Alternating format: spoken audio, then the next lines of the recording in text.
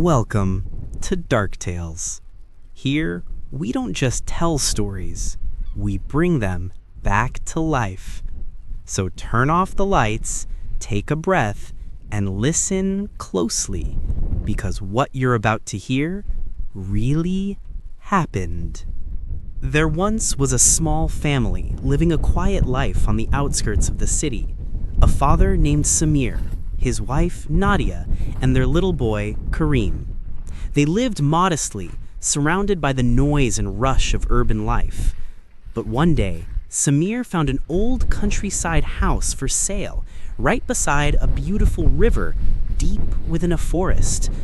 The pictures looked peaceful, the sunlight reflecting on the water, the trees dancing in the wind, and the price was unbelievably cheap. It seemed like a dream come true. They packed their belongings, said goodbye to the city, and moved into their new home, completely unaware that the river behind it had swallowed more than just water over the years.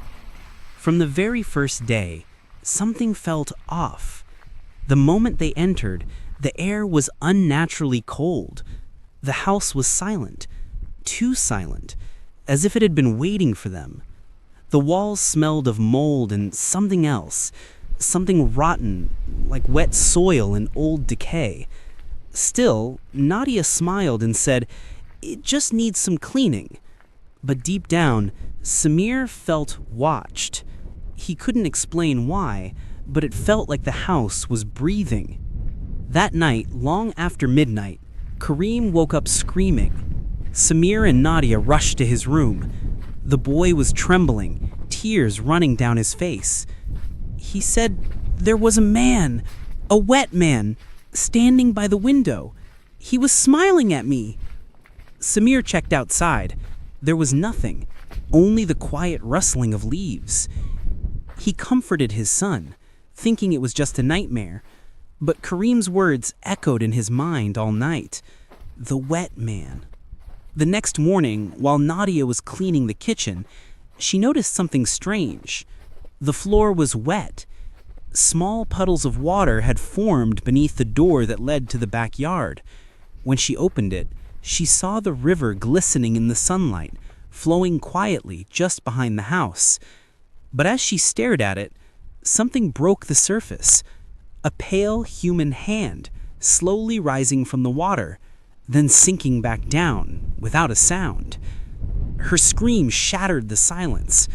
When Samir ran in, the ground was dry again, as if nothing had happened. Over the following nights, things grew worse. Doors slammed shut on their own. Lights flickered violently. Footsteps echoed through the hallway long after everyone had gone to bed. And sometimes they heard whispers. Whispers coming from inside the walls. Kareem began speaking to someone only he could see. He called him Amar, my friend from the river. At first, Nadia thought it was harmless imagination, but one night she overheard him whispering. His tone was different, deep, cold, almost adult-like. And another voice answered him, a voice she did not recognize. One stormy night, Samir decided to find the source of the strange noises coming from the basement. He took a flashlight and went down the creaking stairs. The smell of wet dirt filled his lungs. The deeper he went, the colder it became. When he reached the bottom, his light caught something on the wall, an old family portrait covered in dust and mold. But the faces had been scratched out, every single one. Suddenly, he heard breathing behind him, slow, heavy, like something standing inches away. He spun around. Nothing. Just a cloud of mist, hanging in the air, forming for a second into a human shape, before disappearing. The next morning, wet footprints appeared in the hallway, leading from the back door toward Kareem's room. They weren't normal footprints. Each toe was long, stretched out like tiny hands pressed into the floor. When Samir followed the trail, it ended at his son's door. He pushed it open. Kareem was sitting by the window, staring at the river. His lips were moving, whispering something. Samir asked softly, "Who are you talking to, son?" Without turning his head, Kareem said, "He says this is his house now. He wants us to live with him in the river." That was the night everything changed. The walls began to drip water. The river outside rose higher inch by inch until it reached the porch, and the whispers became louder. A woman crying, a man moaning, a child laughing. The sound came from everywhere. When Samir tried to leave the house, the front door wouldn't open. The locks had twisted themselves. Then Nadia screamed from the bedroom. He ran to her. She stood before the mirror, frozen. Her reflection was smiling back at her, though she wasn't smiling at all. Then her reflection blinked, and the mirror shattered into 1,000 pieces. The lights went out. Samir grabbed a lantern and rushed to Kareem's room, but the bed was empty. The window was open. Outside in the mist, he saw his son standing knee-deep in the river. He turned his head slowly. His eyes were black. "Come, Dad," he whispered. "It's warm here." Before Samir could move, something pulled Kareem under the water. He dove after him, but the water was icy, thick like mud. He saw a pale face beneath the surface. A man's face, the same one that Kareem had described. Then darkness swallowed him. When the villagers came the next morning, the house was silent. All the doors were open, water dripping from the ceilings. No one was inside. Only a small toy floated on the river near the porch. And in the basement, scratched deep into the wall, they found a message written in what looked like dried blood. "The river keeps what it takes." Since that day, no one dares to live near the river, but those who pass by late at night say they can hear a child's laughter coming from the water and a woman's voice whispering softly, "Kareem, don't go too far from the river." And sometimes, the door of the old house opens by itself, as if it's still waiting for someone new to move in.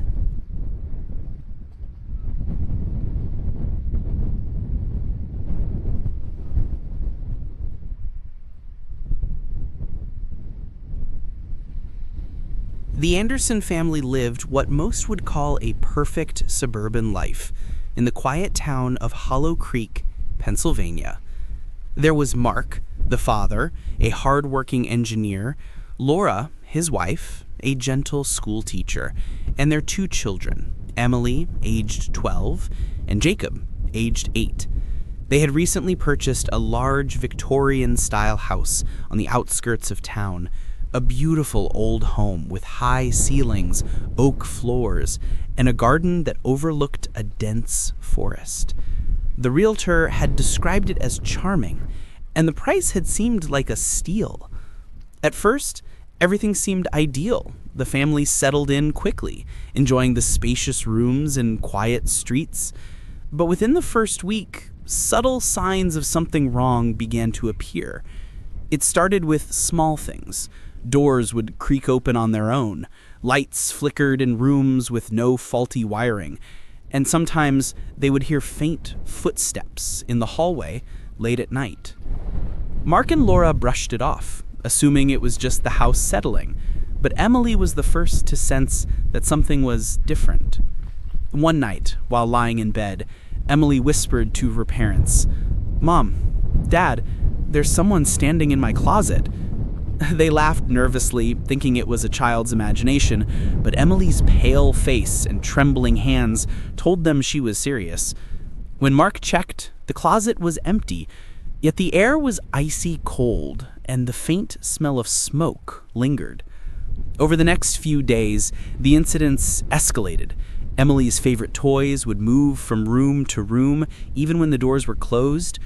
Jacob began talking to someone he called Mr. Shadow, saying he would visit him in the kitchen at night. Laura noticed scratches on the walls, deep gouges that seemed to appear overnight, and when she tried to clean them, they would reappear by morning. One evening, Mark stayed late at work. Laura was along with the children. She was cooking dinner when she heard the sound of the piano in the living room, but she had no piano. She cautiously stepped toward the sound and found a grand piano, fully polished and open, playing itself.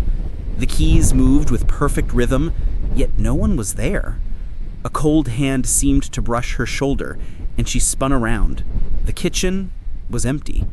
The oven turned on by itself, and the flames inside flickered wildly, casting shadows across the walls.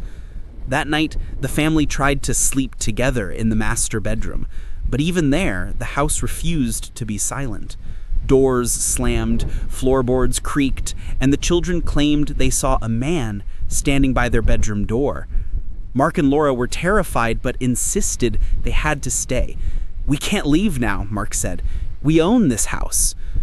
Days turned into weeks, and the house's presence grew stronger. The family found themselves trapped in an endless cycle of fear. Lights would turn off on their own during dinner. They would hear whispers while showering, speaking their names in a slow, deliberate tone. Emily began drawing disturbing pictures, shadowy figures with hollow eyes standing in corners. Jacob began sleepwalking, often ending up in the basement, whispering to unseen figures. One night, Laura awoke to a cold breeze and saw a shadow moving across the bedroom ceiling. It stretched down the walls, forming a humanoid figure that walked toward her bed. Frozen in fear, she watched as it leaned over her and whispered, "Leave, or you will join us." The voice was deep, hollow, and somehow familiar, like it had known them for years. The next morning, Mark returned from work to find the basement door open. Inside, the walls were covered in strange, dark symbols drawn in what appeared to be dirt or soot. The smell of wet earth and decay filled the air. In the center of the room was a small mound of soil, and atop it, a single, worn children's shoe. Jacob's. Panic seized him, and he ran to the bedroom. Jacob was nowhere to be found. For hours, the family searched, calling neighbors and even the police. But when they returned to the basement, the shoe was gone. The mound of soil had vanished. And in the corner, the dark shadow lingered, watching. Over the following weeks, life became unbearable. Emily refused to enter her bedroom alone. Jacob barely spoke, except to tell Mr. Shadow where the family was. The air in the house felt thick, suffocating, like a constant weight pressing down on them. Even their meals were disrupted. The stove would ignite on its own, faucets would turn, and dishes would crash to the floor without explanation. One evening, the family tried to record the phenomena. They set up cameras in every room. When they reviewed the footage, they were horrified. Doors opened and closed violently, lights flashed, shadows moved across the walls, and in one clip, the children were standing in the living room, but behind them, a dark figure slowly emerged from the floorboards, reaching for them with elongated fingers. That night, the climax occurred. Mark and Laura awoke to screams. The children were shouting from the basement. They ran down and found the room completely transformed. The walls dripped with dark water, symbols glowing faintly, and the dark shadow loomed taller than any human. Emily and Jacob were standing still, eyes wide and unblinking, staring at the figure. It whispered in unison, in a voice that seemed to echo from the walls, "You cannot leave. You belong to Hollow Creek." Mark grabbed the children and they ran, fleeing into the night. When they returned with authorities the next day, the house was gone. The land was empty, overgrown with weeds. No basement, no walls, no symbols, Nothing but the forest and the river behind it. To this day, locals claim that if you drive past Hollow Creek at night, you can see shadows moving in the windows of the abandoned house, and sometimes faint laughter of children drifting over the wind. Those who enter report feeling watched, hearing whispers calling their names, and feeling a cold presence that refuses to leave. The Anderson family was never the same. They moved far away, but the memories haunt them. Shadows at the edge of vision, whispers in the dark, and sometimes, in the silence of night, they hear the echoing words, "You cannot leave. We are still waiting." In the quiet outskirts of a small town in England, the Lena family, consisting of Father David, Mother Claire, and their teenage children Anna and Lucas, moved into an old Victorian house on the edge of the village. The house stood next to a centuries-old Christian cemetery known for its dark legends about spirits and powerful supernatural guardians, including a terrifying king of the spirits who watches anyone who dares to enter. From the very first night, the air felt unnaturally cold and heavy, and the wind whispering through the cemetery trees carried strange, almost human-like moans. Anna, the curious teenager, felt as if something was watching her from the window of her room facing the cemetery, but she tried to ignore it for fear of alarming her siblings. Within days, strange events began escalating. Footsteps echoed through the empty hallways, doors opened and slammed shut by themselves. Lights flickered randomly and shadows moved in corners too quickly to follow. Lucas, the younger sibling, began speaking of a shadowy figure he called the Shade, claiming it appeared at midnight to warn him that the cemetery now belonged to it. One stormy night, driven by curiosity, Anna ventured alone into the cemetery. She saw broken crosses, cryptic symbols etched into the soil, and whispers rising from beneath the earth, urging her to touch one of the graves. Ignoring all caution, she pressed her hand on an old tomb said to belong to the king of the Christian spirits. Instantly, the ground trembled violently, and a deep, chilling voice echoed through the cemetery. "Whoever touches our sacred ground shall become part of it." Anna felt icy fingers creep through her body. The air thickened and the whispers turned into screams. Returning home, the real nightmare began. Objects moved on their own in every room, doors slammed with unrelenting force, lights flickered randomly, and old portraits on the walls twisted into grotesque faces, smiling menacingly. Lucas became terrified, shouting at night that the Shade wanted to take him and that he saw dark faces emerging from the walls. David himself felt a cold shiver run through him when he heard a voice whisper his name in a deep, guttural tone. "You have trespassed on our sacred ground, and you shall remain here forever." As days passed, the house became a prison. Cries echoed at midnight. Shadows moved freely through the rooms, windows opened and closed without reason, and old floors sometimes cracked with strange sounds, as if unseen hands were climbing beneath them. Anna, realizing her reckless curiosity had unleashed the curse, tried to communicate with the Christian spirit king, but every attempt failed. The spirits grew stronger, and the king himself began appearing in the corners of rooms, his glowing red eyes piercing through the darkness, laughing in a deep, terrifying voice. "Whoever touches our graves becomes part of our kingdom. There is no escape." One night, the house shook violently, the floor groaning under invisible pressure, and shadows filled every room. Lucas was found standing in the hallway, his eyes entirely black, as if his soul had been stolen. David tried to reach him, but an unseen force pulled him back, and Anna, attempting to save her brother, felt a cold, dark hand dragging her toward the cemetery. After a long night of terror, the family finally survived thanks to a priest from the village who performed a cleansing ritual on the house, banished the spirits, and established protective wards around it, warning them never to approach the cemetery again. Even today, no one dares to go near the cemetery. Locals say the Christian spirit king still watches anyone who dares approach, knows who touches his graves, and at night the whispers continue with the wind, warning all intruders. The Lena family never forgot that Anna's reckless curiosity was the cause of a curse whose effects lingered far beyond that first terrifying night.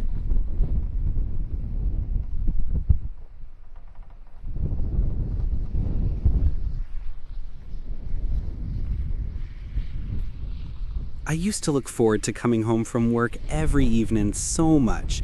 The best part of the day. Ellie would typically arrive a little bit before me, and so would have time to freshen up, get some grub going, and of course, we'd be texting on the commute. Just some ham and cheese sandwiches for tea. Of course, babe. Need me to pick up anything? No, I got some really nice red Leicester cheese on the way. I remember being mildly annoyed that she'd pick up red Leicester and not Wensleydale, which is hands down my favorite, and also, unwanted, my mom's voice intruding in my head, fretting about how ham and cheese sandwiches aren't a proper meal for a man after a hard day's work. Mom, she works too. I'd try to reason with her, but there was no reasoning. She never liked Ellie, and even after everything that has happened, everything that Ellie, has been through, she can still barely bring herself to say a good word about her. What would I give for one of those red Leicester and ham sandwiches now? I turned the key and entered the dark house. Ellie? I called. I heard her soft answer. I went up. She was lying in bed, as always, her face pale and drawn, but still very beautiful. I leaned over and kissed her. She smelled so good. Damn cancer for robbing us of so much. But worst of all, our physical intimacy. She winced faintly. I pretended not to notice. It was her chemo day today. How was it, sweetheart? She smiles. Oh, you know. I did. In those first few months after her first diagnosis, work had been generous with time off, and I went with her to all her sessions. Then she had her surgery, no reason for her to recover completely, the surgeon had told me. But she hadn't. It was almost as hard as hearing her first diagnosis. No, worse. Ellie had told me herself. I hadn't been able to get time to go with her to the oncologist. Gripping my hands, her eyes wide and dark, she had told me, "It's come back, John." I feel like I had already known. Her grip became stronger. I have more chemo scheduled. Tears began streaming down her face. I felt my heart breaking all over again. Mom had been so upset when I told her, almost as if the cancer had metastasized, as Ellie said, to cause her distress. "Don't be silly, sweetheart. She cares about you," I had said, and Ellie had rolled her eyes with something of her old vigor. "Get a second opinion, John," Mom told me. "Gotta talk to the doctors yourself." But how could I, with work being nasty about all the time I had already taken, and we were lucky we had one doctor, as Ellie said, never mind two. We weren't Kate Middleton. Anyway, Ellie said she was fine to go to chemo herself. My phone buzzed. Mom. Ellie sighed. Feeling guilty, I stepped outside. "Mom, I just got home. Ellie's not feeling well. Today was her chemo day." Mom cut through my gabble. "John, she wasn't at chemo today." The floor lurched beneath me. "What?" "Sonia, my neighbor, she saw her at Hampstead Heath, feeding ducks. Saw your daughter-in-law, she comes over and tells me. I'm like, what? Never. It's her chemo day today, poor girl." "Mom, you sound crazy, you and Sonia. Anyway, maybe it was after chemo." A note of desperation has crept in my voice. Somehow I felt Mom wasn't telling me anything new. "Who goes for a walk on the heath after a chemo session?" Mom asked. "John, what does your mom want?" Ellie's voice came through the bedroom door. I hung up abruptly. I couldn't bear to continue the conversation. I walked back in the dark bedroom. Through the filtered curtain light, Ellie's eyes glinted at me. "Is everything okay?" She sounds well, like she used to. I stare at her. She stares back. Then I give myself a little shake. "I'm going to fix myself a ham and cheese. Do you want one?" Expecting her to refuse, as she can never eat after chemo. She sits up in bed. "Actually, yes, love, I'd love one. The chemo wasn't that bad today, and I'm feeling hungry. Be an angel and fix one for me too, will you?" I nod and leave the room, texts from Mom shaking my phone.